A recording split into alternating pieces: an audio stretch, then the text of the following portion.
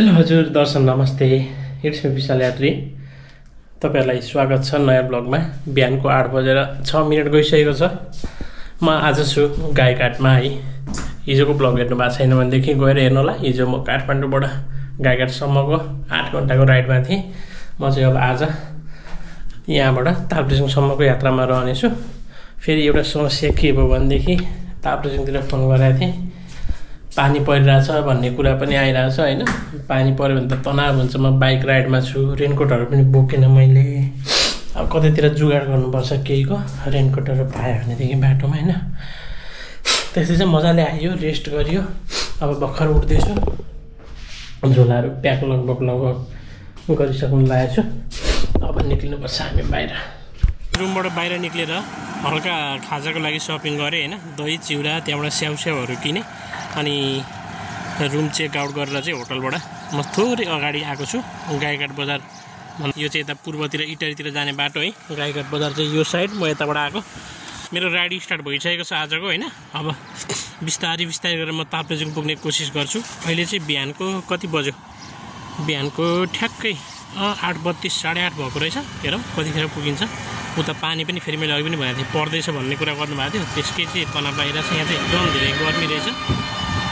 हावा चाहिँ काठमाडौँको तुलनामा सफा छ हैन। क्लाइमेट यस्तो छ आजको। सो म चाहिँ एकछिनको राइड गरेर हैन एप्पलको ब्रेक लिइरहेको छु। बेल्टार बजारभन्दा थोरै अगाडि आएको छु। यहाँनिर यस्तो दामी जङ्गल छैन, म तपाईँलाई देखाउँछु। सी गाइस, दुईतिरबाट चट्ट जङ्गल, बिचबाट रोड हैन। रुखको तल यसरी कलर पनि गरेको छ। यो साइडबाट आएको म चाहिँ यता धरान, यो साइड यता पूर्व पर्छ। एकछिन रेस्ट गर्छु। म रेस्ट गरेर पानी सानी खाएर अनि फेरि हामी अगाडि बढिहाल्छौँ।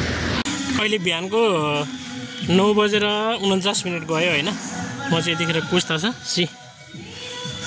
यहाँबाट चाहिँ हामी यता यो म अहिले भएको चाहिँ उदयपुर हैन, पारी साइडको चाहिँ यो कुन पर्छ? यो इटरी, सुनसरी, मोरङ कुन चाहिँ पर्छ है? यहाँबाट जिल्ला चेन्ज हुन्छ। सप्तकोशी नदी सही हो। यति धेरै छ गर्मी कुरै छोडिदिउँ है। अहिले म आइपुगेको ठाउँ चाहिँ यहाँबाट स्ट्रेट गयो भनेदेखि अगाडिको चोकबाट पकली भन्ने ठाउँ पुग्छ है। महेन्द्र हाइवे टच हुन्छ। राइट साइड गयो यतातिर भनेदेखि चौतारा पुगिन्छ।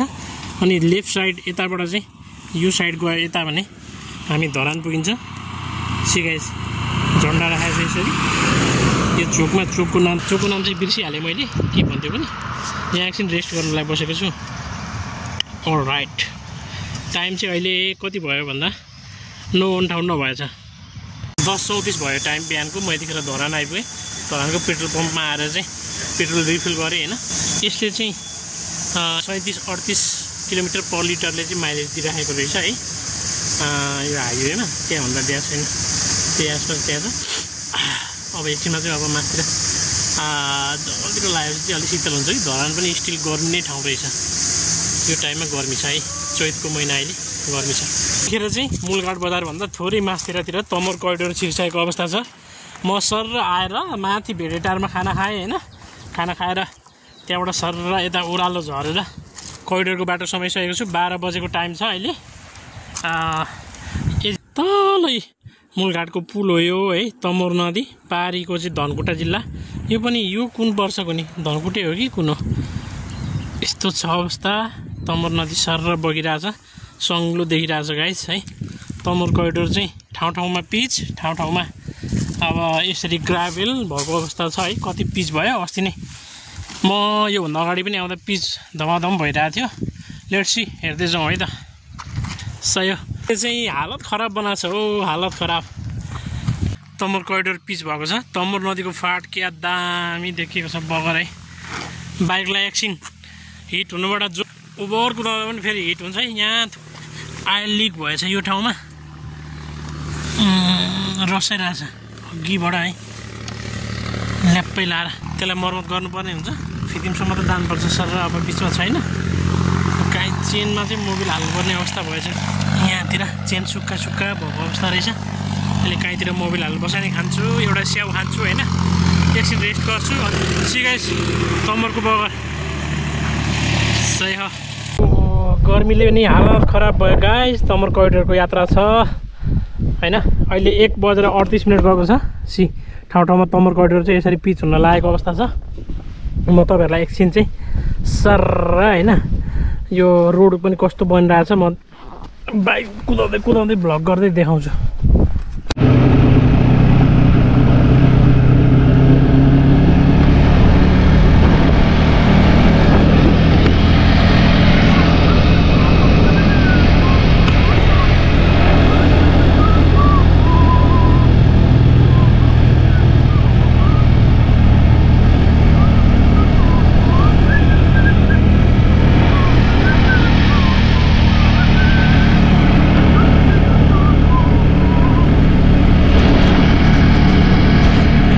तमर करिडोर चाहिँ हामी मूलघाटदेखि हैन ठ्याक्कै 70 किलोमिटर क्रस गरिसकेको छ।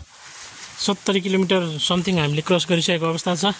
चाहिँ तमर खोला यस्तो देख्छ गाइज। ठाउँ ठाउँ पिच छ, ठाउँ ठाउँ छैन है। टाइम चाहिँ अहिले 2 बजेको छ, 2:02। सुतेने म कतिखेर तमरमा करिडोर छिराएको थिएँ भन्दा 2 घन्टा जति भयो कि त्यस्तै लाग्छ। 2 घन्टा 2.5 घन्टा कति भयो बिर्सी टाइम एक्ज्याक्ट याद छैन कुन बेला छिराएको थिएँ। जे होस् यतिखेर यहाँ आइपुगेको छ धरानबाट। सही हो। यहाँतिर चाहिँ यस्तो खालको गाडीहरू चल्छ, ट्याक्सी सानो खालको ताप्लेजुङदेखि आउँछ। सही हो। अलराइट हामी फिदिम बजार छेउछाउ आइपुग्यौँ है। अब 10-12 किलोमिटरमा फिदिम बजार छ ऊ त्यो डाँडामा पर। सही हो। पहिलाको भन्दा करिडोरको बाटो धेरै सुधार भइसकेको अवस्था रहेछ। 2:27 भयो यतिखेर। अलराइट यहाँ 33 kV को लाइन पनि बन्दैछ है, अन्डर कन्स्ट्रक्सन छ। बाइकको हालत हत्तेरिका एकछिन रेस्ट गरेर बस्नुपर्छ। अहिले यतिखेर हेवा खोलामा आइपुगेको छु। फिदिम भन्दा मुनि है गलेर हैरान भइसक्यो। धरानमा पेट्रोल रिफिल गरेपछि 120.8 किलोमिटर रन गरिएछ है। अनि अहिले चाहिँ बेलुकाको 3:19 गएको छ। चाहिँ हेवा खोलाको डाइभर्सन हो हैन। एम्पाइप राखेर यसरी क्रस गर्ने बनाएको छ। यो पहिला अस्ति बर्खामा चाहिँ पुल बगाएको थियो यहाँनेरि। कन्डिसन यस्तो छ यहाँको। पारि बेली ब्रिज हाल्ने हो कि त्यो पुल हाल्नको लागि मेसिनले खन्दैछ। त्यसरी हेरौँ बर्खाभन्दा अगाडि चालु भन्दै हुन्छ, नत्र फेरि वारीको वारी पारीको पारी बिचमा हिँडेर गाडी चेन्ज गर्नुपर्ने अवस्था आउँछ तालपेजुङ जानको लागि। त्यो ठाउँमा हैन खोला छ अहिले।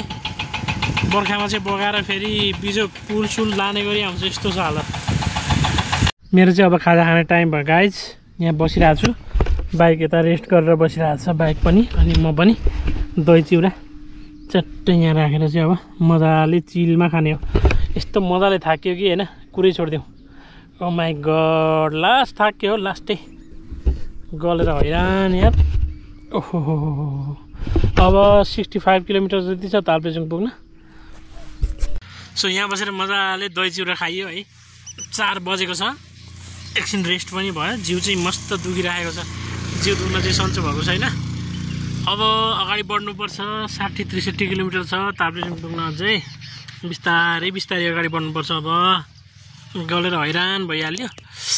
ओ माई गड। तर करिडोरको बाटो चाहिँ पहिलाभन्दा धेरै सुधार भइसकेको रहेछ। 3.5-4 घन्टामा चाहिँ हामी फेरि मजाले निक्ल्न सक्ने रहेछौँ है त्यो मूलघाटदेखि।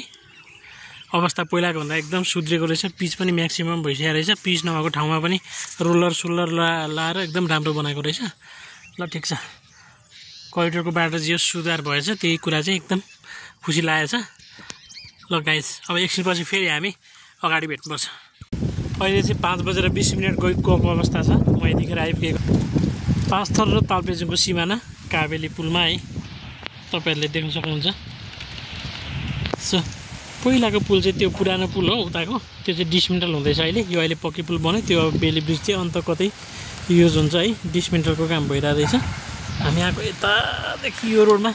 अब हामी जान्छौँ यतातिर यो साइड है। अबको 20-21 किलोमिटर भन्दा छैन म पुग्ने पर्ने ठाउँ फुङलिङ बजार है तालपेजुङ जिल्लाको। म त्यहाँ पुग्छु आज। गलेर हैरान भएको छ, हालत खराब। ओहो के भन्ने। काठमाडौँदेखि 523 किलोमिटर भएछ रन गरेको हिजोदेखि हैन। अब 20-22 किलोमिटर रन गरेपछि हाम्रो यात्रा चाहिँ स्टप हुन्छ गाइज हैन। त्यही हो ओभरअल यात्रा रमाइलो हुँदैछ अहिलेसम्म। म अब बजार पुगेर फेरि भ्लग अन गर्छु है त। ताप्लेजुङ पुग्न 10 किलोमिटर जति छ। बाइकको हालत खराब भएको छ पुरै। ओ माई गड, काबेली नदी छ। म त अल्छी लागेर यहीँ बसिरहेको छु भिरको टुप्पातिर।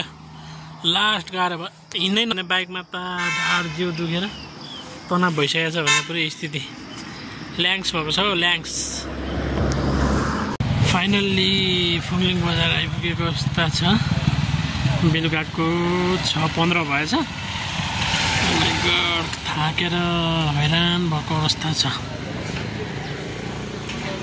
बाइकको हालत पुरा ठुलै दुलो छ, खत्तम।